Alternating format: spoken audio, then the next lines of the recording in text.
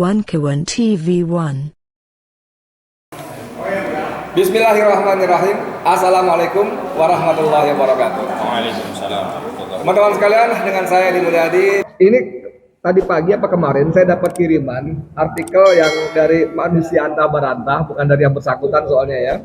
Judulnya miris, ada parpol dikenal oposisi 9 tahun, tapi tak mau terlibat membela rakyat Banten yang dirampas tanahnya di PIK 2. Penulisnya namanya Ahmad Hozinuddin SH, advokat.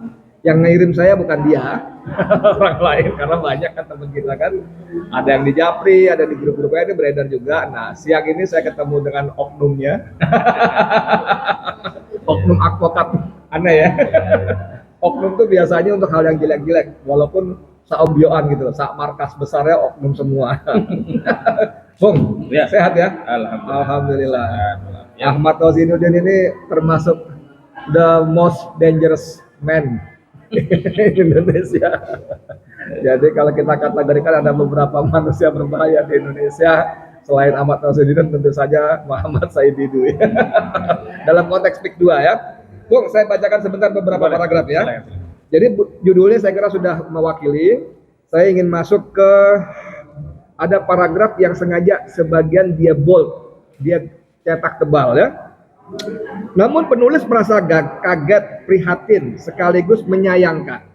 Karena penulis mendapat informasi dari seorang tokoh yang tak ingin disebut namanya, yang menerangkan bahwa ada partai yang dikenal oposisi selama 9 tahun, melarang anggotanya membawa partainya, maksudnya mengatasnamakan partainya, terlibat dalam advokasi melawan kejahatan korporasi di proyek PIK 2. Bukankah ini sebuah ironi?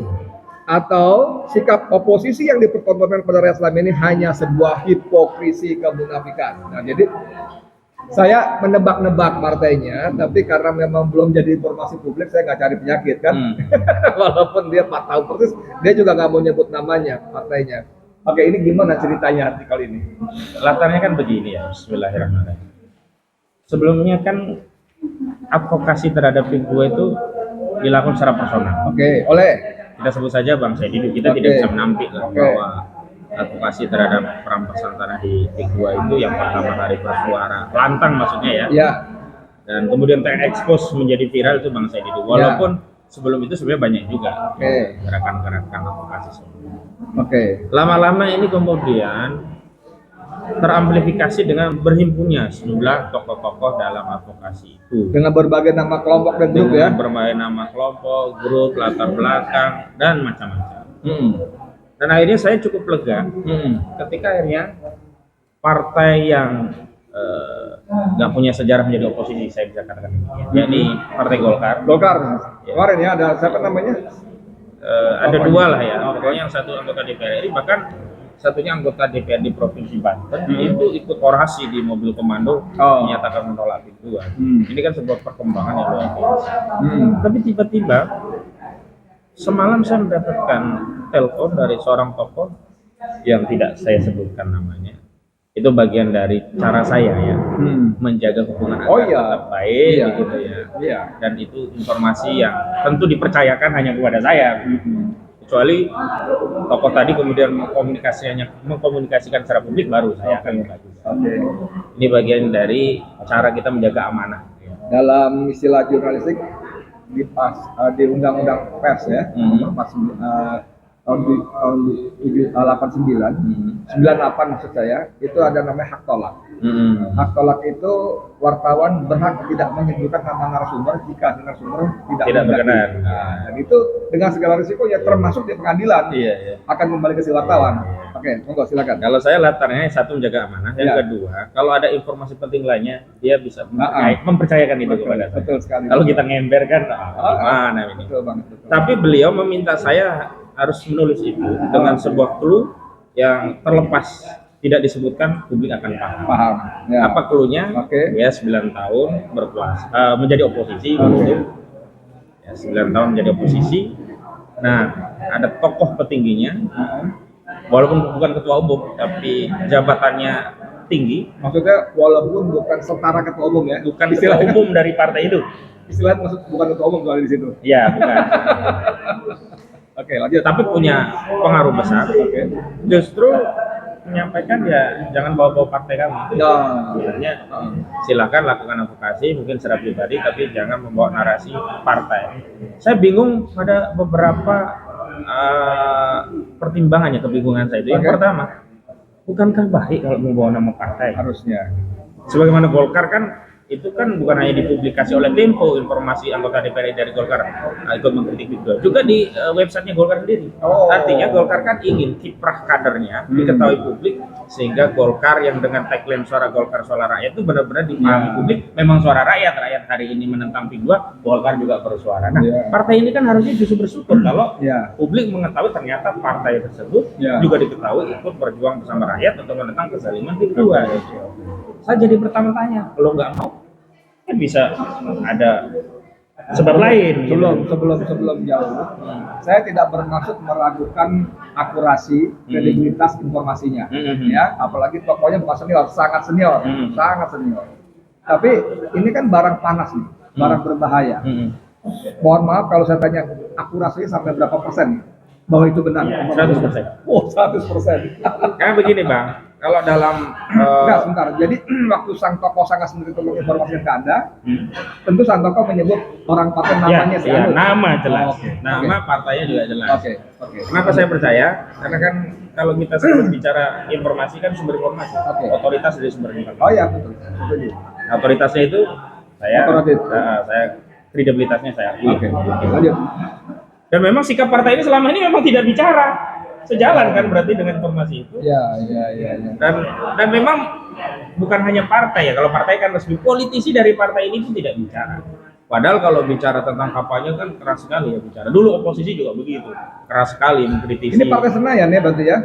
Partai Senayan, iya DPR. Yang di Senayan, maksudnya Iya. ada beberapa partai nggak punya wakil di Senayan? Iya, dia punya wakil di Senayan. Oke. 9 tahun beroposisi. Oh, ngeri sekali. Makanya kan agak aneh. Golkar saja yang sejarahnya selalu bersama kekuasaan aja bersuara begitu loh. Oh ini oposisi. Kan kemudian kita muncul praduga. Ada dua kemungkinan kan. Satu, apakah dia dikendalikan oleh Erdogan, duit begitu, atau dia menjaga posisi kekuasaannya. Sebentar, saya menduga-duga partai ini maksudnya partai X. Tapi setahu saya di kabinet Prabowo dia nggak punya wakil, nggak punya menteri. Kekuasaan apa yang mau dijagain sama dia? Nah, kekuasaan itu bisa kalau itu yang dimaksud ya. Iya, bisa di eksekutif, bisa di legislatif, bisa di posisi-posisi lain. Kan kadang-kadang orang yang sedang lapar Bang, dapat nasi bungkus aja dia jagain bener gitu loh. Ya namanya juga orang lapar ya, nasi bungkus pun dijagain bener gitu. Aduh, ini Dia khawatir nasi bungkus yang tinggal jatah sisa itu juga kehilangan gitu loh. Ini kalau ada wartawan cetak besok muncul berita online-nya. Olinuddin menyebut partai ini jagain nasi bungkus sisa. Oke, lanjut. Ya, gitu. Karena kalau kita kaitkan dengan visi misi partai, kemudian slogan partai, nggak nyambung sama sekali. Nggak nyambung. Lalu saya juga berpikir lebih jauh, apakah ini juga terjadi pada fenomena partai-partai yang lainnya? Gitu. Kalau partai-partai yang lainnya, ya mungkin saja karena tadi mereka bukan dapat tulang atau bukan nasi bungkus, memang dapat daging. Dapat daging ya. Ya posisinya memang kursinya empuk. Iya. Tunggu sebentar. Ini kita masih karena kita nggak bisa nyebut nama partai, jadi selalu berandai-andai ya. Walaupun di kepala kita ada, mungkin di kepala teman-teman penonton YouTube kita pasti ada juga. Di sini saya udah aja tempat saya udah ada nyebut nama. Ini kan siaran langsung live nih sudah ada, tapi nggak perlu saya baca ini. Ini dong dia bilang gitu ya. Nah, kalau partai yang di kepala saya itu benar, ini kan basisnya Islam, kan?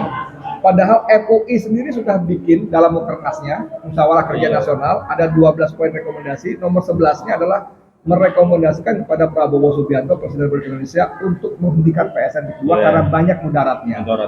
MUI loh. Itu kan ormas yang berdiri atas undang-undang secara khusus ya, dan diakui sebagai perwakilan umat Islam. Kedua, tokoh-tokoh Banten misalnya Kiai Mbai yang disebut sebagai kepala orang tuanya Kiai Banten, selain tentu saja Kiai Ma'ruf Amin, itu juga sudah menyuarakan penolakan. Belum lagi tayangan saya Didun kita ini kan bertubi-tubi tuh. Betul. Kezaliman PIK 2 pada rakyat. Masa semua itu nggak menggerakkan hati para tokohnya gitu loh. Coba kira-kira apa yang terjadi? Kalau dalam tulisan saya itu kan ada kemungkinan ya untuk jagain posisi di kekuasaan atau memang dapat duit begitulah ya.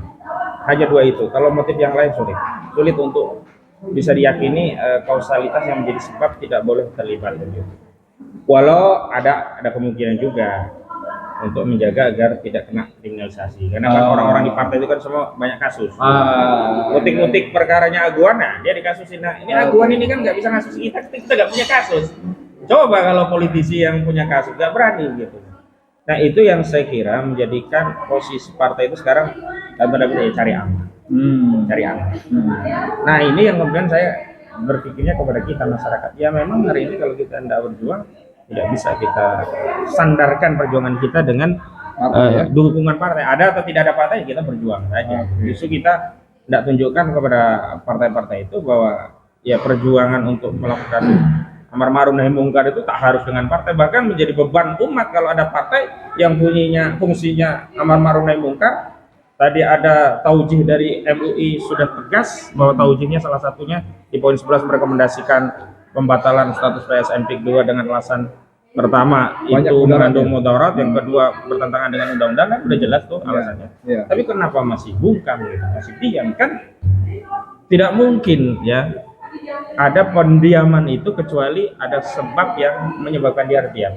Kalau kita bicara politis ya, bicara citra, justru ini kesempatan mencitrakan partainya bahwa sekarang ini pro umat. Bahkan ada sandarannya bukan fatwa ya, taujiah dari MUI kan udah jelas selesai. Jadi dalil agama dapat dari pimpinan MUI, dalil konstitusi juga dapat, ternyata Nusron Wahid menyatakan nggak ada izinnya. Lo apalagi gitu loh, halangan untuk kita tidak bersuara. Oke, Bung Ahmad, yang kita selalu obrolan saya ini selalu basisnya menduga-duga ya, karena si Partai X belum kita bisa sebut nama kan? Belum. Jadi duga-duga kalau iya kali ya. Jadi dugaan saya dengan segala macam tadi yang udah dijelentrekkan itu Pak ya. Dipaparkan. Segala macam alasan yang tidak masuk akal ya untuk dia bersikap seperti itu. Ini kan dugaannya akhirnya ya mau nggak mau mengerucut pada sosok Aguan. Kalau saya percaya mungkin bisa keliru.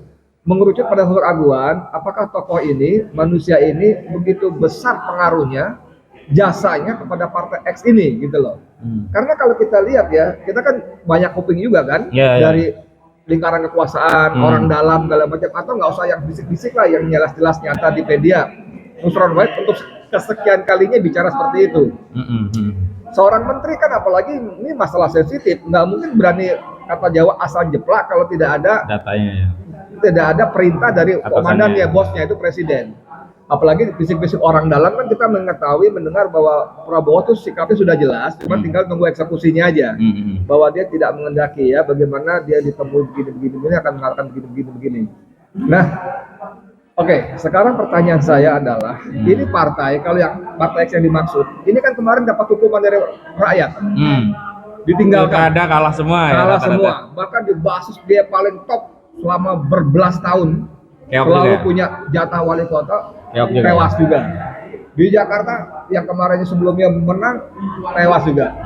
Nah, dalam konteks recovery tadi momentum, maksud saya para tokohnya kan punya jam terbang kawakan. Masa nggak bisa membaca seperti ini? Masa justru membawa partai semakin tenggelam ke dalam lumpur itu, gimana penjelasannya nih? Yang pertama ya, kalau kita kaitkan dengan sosok Aguan, terus apakah partai-partai ini kecipratan ya, duit sehingga tidak berani ikut kritis terhadap persoalan ini?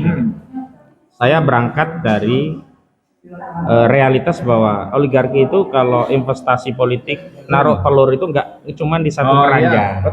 Betul. Semua keranjang pasti dia taruh. Nah, saya meyakini ada telur juga yang ditaruh di situ. Walaupun tidak semua ikut menetaskan telur itu, mungkin hanya orang-orang tertentu saja yang kebagian tetasan telur itu gitu. Sehingga khawatir juga kalau itu nanti terbongkar gitu. Itu yang pertama. Yang kedua, hari ini memang partai itu kan kalau dia nggak dapat benefit elektabilitas, dia akan kejar benefit otoritas, kue kekuasaan. Jadi partai itu kan bergerak dua. Kalau dia kekuasaan nggak dapat, dia minta elektabilitasnya itu apa? Dengan mendukung rakyat, amplifikasi. Tapi kalau dukung rakyat udah dapat untuk dapat kekuasaan, dia fokus ke kekuasaan. Dia kayak PDIP lah. Hari ini dia fokusnya cari elektabilitas, karena nggak dapat posisi di otoritas. Selalu begitu, yang kalah jadi oposisi. Tapi aneh juga, sudahlah kalah nggak beroposisi pula. Ini nggak tahu saya alasannya apa. Justru kan Ridwan mungkin mereka hanya akan mengambil langkah ini nanti lah dekat-dekat pemilu. Saat ini dia sedang ya menjadikan posisi diamnya ini untuk tetap, siapa tahu selain nasi bungkus ada tambahan lah, entah kue kecil-kecilan. Kan kalau cuma nasi bungkus kayaknya kurang. Tapi kalau ini kenceng kan ya udah bagian lu nasi bungkus aja. Mungkin sedang mencari tambahan nasi bungkus yang lain. Udah gitu nasi bungkus sama rendangnya langkuas pula. Tambah langkuas. Iya. Jadi ini memang fenomena yang saya kira tidak bisa kita individualisasi ke partai tertentu ya. Secara umum nyaris sama. Iya. Walau kalau bicara tentang logika hari ini, kalau tidak dapat kursi, tidak dapat posisi di otoritas, ya harusnya seluruh energi partai digunakan untuk elektabilitas. Iya, meningkatkan elektabilitas. Karena nanti untuk mengkapitalisasi ke suara menjelang pemilu sudah enteng, karena track recordnya terbaca. Nah kalau mau datang hanya setelah pemilu, orang juga lu kemarin kemana aja gitu loh. Cuman Bung gini Bung, ini kan kita bandingkan dengan secara dua kutub ekstrim. Ya. Satu kutub yang sembilankan oposisi keras, betul. Ya. Satu kutub yang selalu bersama kekuasaan, itu ya, Golkar. Ya. Dalam konteks Golkar ini mungkin mereka punya jam terbang lebih panjang, lebih matang. Walaupun selalu mental kekuasaan, kayaknya dia melihat ini momentum. Ya. Dia punya otoritas, sudah punya. Bahkan termasuk paling banyak, ada menteri ini, menteri Menko bahkan. Tapi dia mau cari elektabilitas ini gitu loh. Itu kemenangan besar nih sebetulnya nih. Nah, saya harus akui Golkar itu ya pemain kawakan. Dia dapat kue, dia juga dapat dukungan. Dan memang dia bisa menentukan otoritas mana yang bicara untuk dapat kue, dan kemudian sisi mana yang bicara untuk menyuarakan suara Golkar, suara rakyat tadi, sehingga elektabilitasnya terjaga atau bahkan meningkat. Hanya memang kalau sudah bicara tentang sesuatu yang sudah cekawelo, bahkan otoritas pun bisa diabaikan. Kenapa? Ini kaitannya dengan eksistensi partai. PIK 2 ini sudah cekawelo loh. Menurut saya bukan hanya Golkar, partai lainnya pun kalau nggak bersuara. Karena begini, hari ini di era sosmed tidak bisa kemudian kalau nggak membela PIK 2 suara kita paling hanya merosot di wilayah Banten. Enggak, ini era sosmed. Contoh loh kemarin pilkada kemarin. Dihukumnya partai yang sebelumnya mendukung calon tertentu kemudian berbalik tidak menjadi pengusung calon tertentu kan ke seluruh pilkada lainnya kan bukan di basis yang paling top. Dihukumnya kan di seluruh kan. Ini era sosmed gitu loh. Saya tidak tahu lah, saya tidak mau memasuki lebih jauh, cuman saya hanya mau mengajak kita untuk melihat realitas partai seperti itu sehingga tak perlulah kita terlalu berharap tinggi dengan partai. Sekaligus ya hari ini kita dorong partai harus bersuara gitu. Kalau memang mereka bicara untuk rakyat, terlepas bicara untuk rakyat pun pamrihnya benefit elektabilitas. Pastilah. Oke, sebagai penutup gini. Saya garis bawahi kalimat terakhir tadi, tak perlulah terlalu berharap pada partai. Dalam konteks PIK 2, Bung Ahmad punya saran usul kepada kita rakyat pada umumnya dalam konteks PIK 2 khususnya dan kepolitikan nasional. Apa dari fenomena ini apa yang harus kita lakukan? Baik, kepada seluruh rakyat Indonesia, hari ini mau tidak mau, suka tidak suka, terima atau tidak terima, kita harus menyadari bahwa kita hari ini yatim piatu.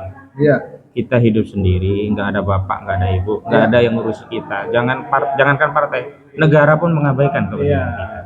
Sehingga kalau kita ingin mengubah kehidupan kita, ya kita yang harus bangkit dan berjuang menggunakan kekuatan-kekuatan yang ada di tengah-tengah kita. Itu yang pertama. Yang kedua, memang kita harus melakukan konsolidasi bersama elemen rakyat untuk mendapatkan hak kita walaupun harus dengan memaksa. Harusnya kan hak kita itu cukup kita sampaikan, kewajiban penguasa memberikan. Hari ini kita harus berjuang untuk mendapatkan hak kita walaupun harus dengan memaksa. Paksaan itu adalah ya dengan bersuara. Jadi jangan anggap sepele bersuara. Karena suara inilah yang akan mempengaruhi keputusan politik dari para pemangku kebijakan. Yang ketiga, karena kita yatim, tidak punya pembela, maka jadilah kita pembela itu sendiri. Makanya saya sarankan yang bisa YouTube ya buka YouTube, bikin TikTok, bikin video sendiri di PIK 2 ini. Atau yang menjadi minimal korban men-share.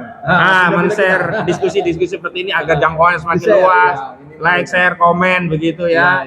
Nah, juga bikin video tentang fakta-fakta di PIK. Kenapa? Ya, al-batil itu tidak akan hilang sebelum didatangkan al-haq. Begitu al-haq didatangkan, al-batil itu pasti akan pergi. Saya membuat analogi begini. Ya, hari ini kan PSN PIK 2 itu sedang menyewa salon politik untuk menghiasi wajahnya yang sudah rusak. Itu media, sosmed, buzzer dan sebagainya, itu yang menjadi salon. Kita tidak perlu membuat salon lagi, tidak cukup datangkan hujan fakta. Maka bedak-bedak yang digunakan untuk itu luntur kena hujan fakta. Mereka bicara, oh ini sesuai dengan kepentingan desa, abdesi bla bla bla. Cukup aja. Nah, kami digusur. Nah, itu fakta dari korban. Udah hilang semua itu bedak-bedak citra tentang. Iya, hilang gitu. Dan terakhir, saya ingin menyatakan sederhana. Jangan pernah takut kalau orang jahat saja berani melakukan kejahatan secara terang-terangan. Kenapa kita orang yang benar, orang yang baik, kok malah takut dengan kebaikan dan kebenaran kita? Justru kita harus lebih berani daripada orang-orang yang jahat. Gitu. Ini kan soal nyali aja gitu. Nah, kebenaran sudah. Keyakinan bahwa kebenaran itu akan dapat dari pahala Allah juga sudah. Kalau bicara kematian, nggak berjuang juga mati. Berarti kan tinggal nyali. Nah, kalau Anda menarik nyali Anda untuk memberikan hak Anda kepada orang yang zalim, ya sudah, jangan mengeluh lagi kepada masyarakat. Terima kezaliman itu. Tapi kan nggak ada orang di dunia ini yang mau menerima kezaliman. Nggak ada. Secara naluriah, secara fitrah, semua orang yang terzalimi pasti tidak terima dan pasti ingin mengambil apa yang menjadi hak. Oke, saya kira clear ya pesan-pesannya. Kalau orang sibuk pakai bedak-bedak pencitraan, hujani dengan fakta-fakta, maka bedak-bedak pencitraannya akan luntur dengan sendirinya. Top, keren ya. Teman-teman sekalian, makasih banyak. Mudah-mudahan bermanfaat. Seperti tadi saya ulang lagi, mohon berkenan menyebarkan ya. Dari mana-mana nih, channelnya banyak, bantu sebarkan ke grup-grup WA, ke akun-akun media sosial, kemana aja supaya lebih banyak orang menonton, melihat, mendengar ya. Dan buat teman-teman yang belum menjadi subscriber, jadilah subscriber buat teman Bang Dul segala macam ini, termasuk Bani Channel. Jadilah subscriber, jangan lupa tekan tanda loncengnya supaya selalu mendapatkan update informasi. Makasih banyak. Saya Edi Mulyadi untuk FNN Indonesia Lebih Baik. Assalamualaikum warahmatullahi wabarakatuh. Waalaikumsalam warahmatullahi wabarakatuh.